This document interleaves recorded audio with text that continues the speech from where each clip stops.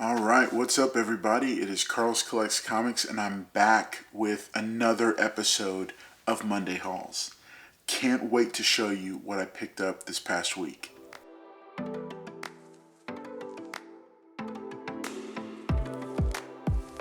So here we are, another episode of Monday Hauls, and man, I've got a ton of stuff to show off. So let's go ahead and get started. I want to start off though with a magazine. This is the second issue.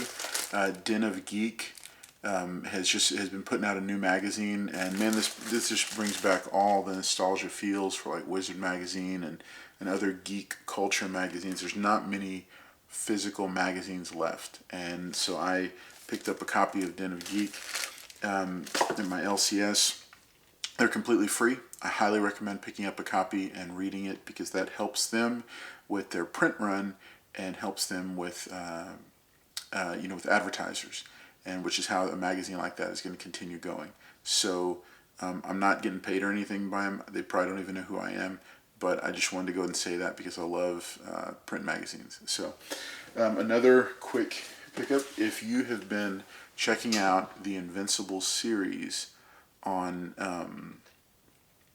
Amazon Prime, it's great. It's very different than the comic series, and I was a huge fan of the comic series. The show is good. It's really good. It's not as good as the comic, but then the comic was stellar.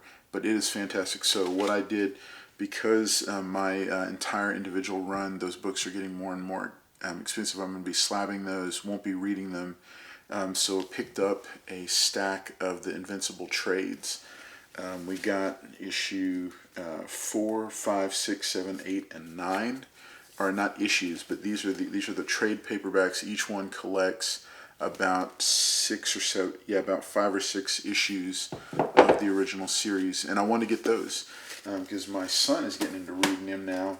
And then we also have 1, 2, and 3, or we have 1 and 2 here, and then we have 3 coming in from my LCS. They ordered it for us. So let's go and get started with all the stuff that we got going. Now, this is a huge mixture of things because my LCS had another back issue sale, 50% off all back issues. So me and a couple of the guys from the Strictly Comics channel were just running around to the different bedrocks and picking up different items and issues and here and there, and just a lot of fun stuff.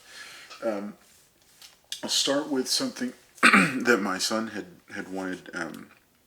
So I'd gotten him for I think Christmas last year, the trade paperback. He went through the trade paperback aisle and picked up a couple different ones. And Tokyo Ghost was one of them. So they had Tokyo Ghost number 10 A cover, number 9, I think this is the A cover, number 9, I think it's a B cover or a second print, and then number 8, like a B cover or a second print. He loves the art, he loves the story, and him and one of the guys at the LCS got to talk for a while about independent titles, and so he picked those up. Tokyo Ghost is a big one. I'd also picked him up a pristine copy of 1A and 1B off of eBay, and those were just like clear 9.8s, very clean copies, and so I was glad to get those. So let's start with one stack. These are all books from the sale. We got Marvel Presents Bloodstone number 1, or Marvel Presents number 1. This is featuring Bloodstone. Also got issue number 2, and this is the first appearance and origin of, I think it's Ulysses Bloodstone. Now, Elsa Bloodstone is somebody that some people are speculating on, but this was the original, and so for inexpensive mid to low grade copies, I wasn't going to pass it up. Uncanny X-Men number 257. Classic X-Men. This was a dollar bin find. Classic X-Men number 25. I love the Classic X-Men ones. They're great reader copies, and the cover art on them is fantastic. This is, let's see, Nova number 6. Just a fantastic Gamora cover on it. Let's see, I had another Nova in here somewhere. I don't know where it is. G.I. Joe, another copy of number 50 in high grade, newsstand. Marvel, wait, no, we'll do that later. Swamp Thing, number 5, iconic Swamp Thing cover, in a lower grade copy. Kanto number 6, Detective Comics number 554. This is the first Black Canary, very 80s costume.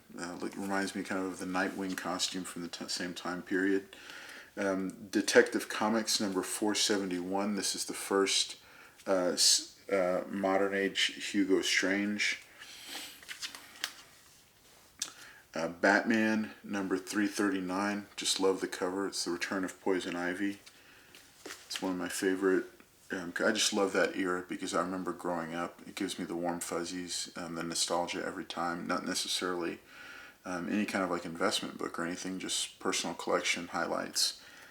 So I've been a big fan of Deathlock, but I don't own any of his early appearances. So this is a very high grade copy of number 27, which I think is his third appearance, but it's part of his original story arc. And this is a real nice, clean copy. G.I. Joe number 25. That's Zartan. This is one of my G.I. Joe picks. If you go watch my G.I. Joe issues, my top 10 G.I. Joe issues you should be picking up right now, this is one of them. And at 50% off, wasn't going to pass it up. So that's number 25. And that's a pretty decent grade newsstand. It's about a VF copy, give or take. Probably higher. Actually, that's probably a VF plus as I'm looking at it. And then another painted Nova cover. This was issue number 7. Another painted cover. I just really like some of these Nova painted covers, and they've gone up in value.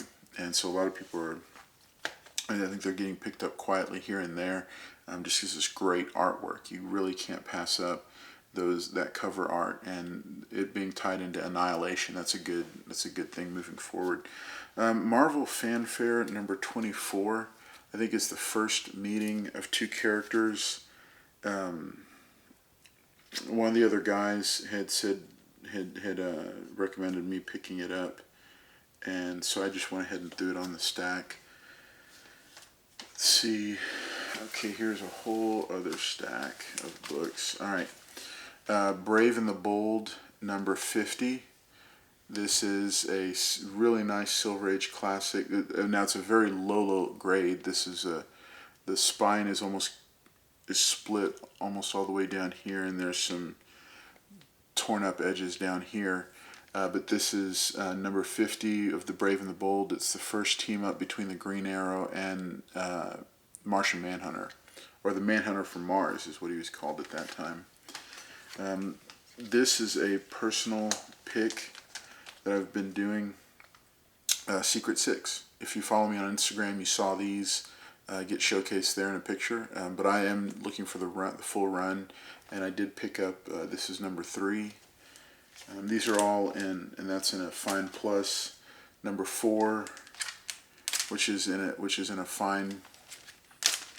Number 5, which is a fine condition also, and then number 7, which is a Fine Plus. 1, 2, and 6 out of this run are the ones that everybody I think is going to be looking for. And there is a show, there is a Secret Six show that's been talked about being in development. Now I don't know what characters they're going to utilize from that, if they're going to utilize original characters from this run, from the Silver Age run, or if they're going to look at the recent run. Gail Simone's done a fantastic job, and that's where I learned about the Secret Six that came out in the Villains United miniseries, and then had their own, I think 3 volumes of their own series moving forward. That's what I really like with Catman and Deadshot and some others that were mixed in there. Great characters and really well written. Gail Simone is a beast. And so I hope that they incorporate some of that work into it, but I have a feeling they might go back to the original Silver Age characters. So we got some more Silver Age stuff going on here. We got Strange Tales number 164, Strange Tales number 168, Strange Tales number 183, Strange Tales number 186, and very high grade. Then we've got a few Marvel premieres here. This is Marvel Premiere number 11. This is the Origin of Doctor Strange retold, number 12 and number 13. Some really nice Bronze Age stuff there, or Bronze to Copper Age. Werewolf by Night, they're calling it about a 7.0, and that's probably about right. This is Werewolf by Night number 39. This is the battle between Werewolf by Night and Brother Voodoo. You see him there, and I've been picking up a few Brother Voodoo books here and there. Star Wars King Size Annual number 1.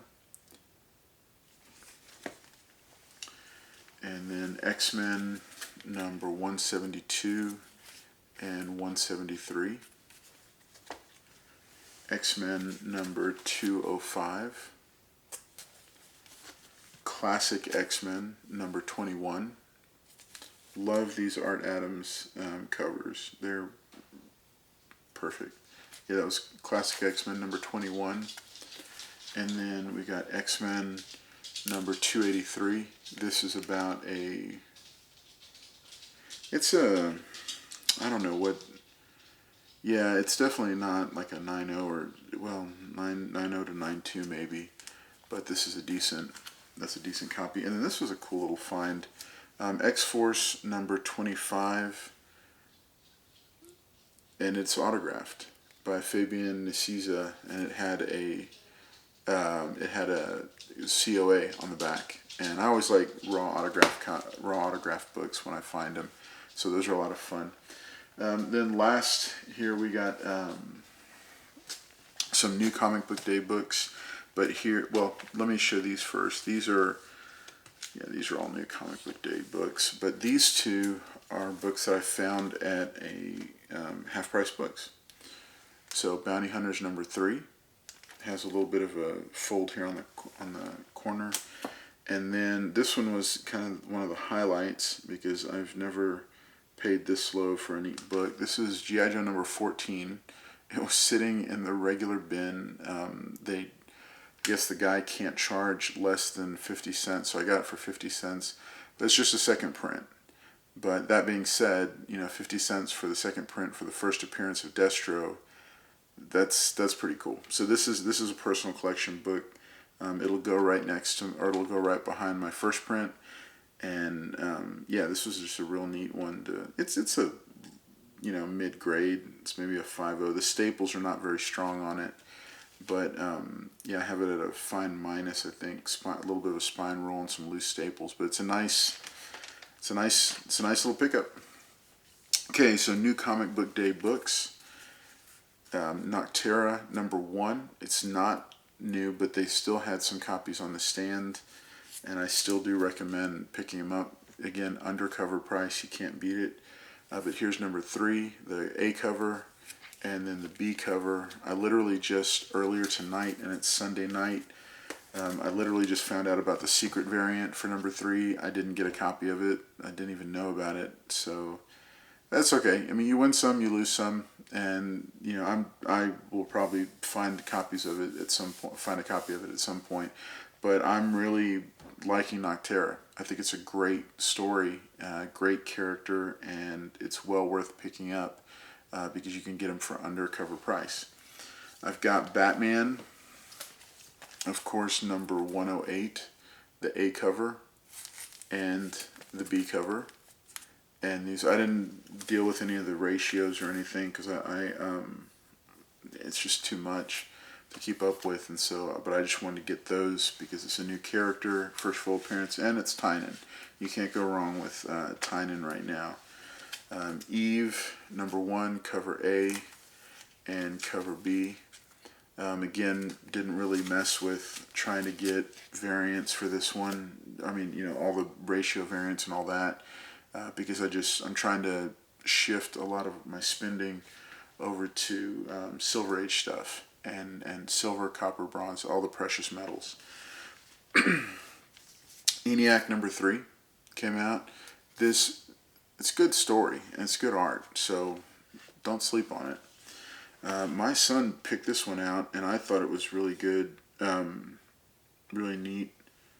I don't know what's going on the cover there. I feel like something happened.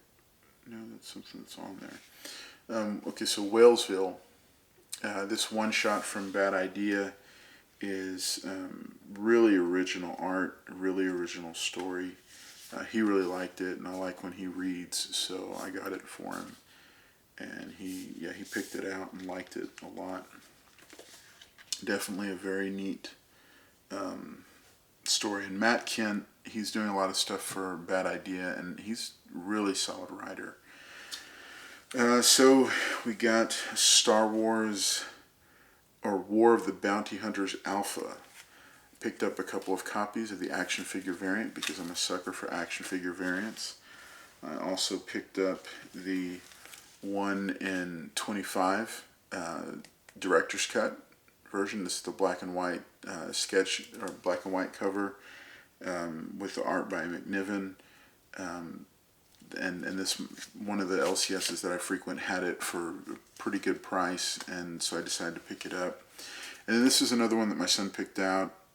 He's, again, I like to get him books so he'll read, and this is Boom Studios' The Many Deaths of Layla Starr #1, and I'm not sure which cover this is for it.